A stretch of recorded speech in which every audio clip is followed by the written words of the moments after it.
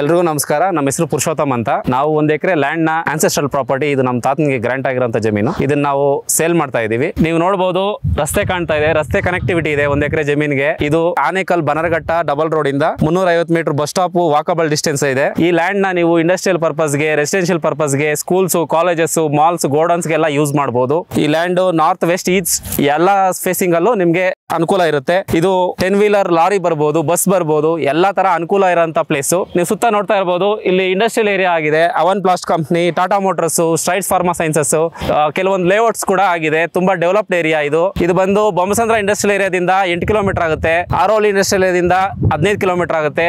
ಈ ಕಡೆ ಆನೇಕಲ್ಲಿಂದ 7 ಕಿಲೋಮೀಟರ್ ಆಗುತ್ತೆ.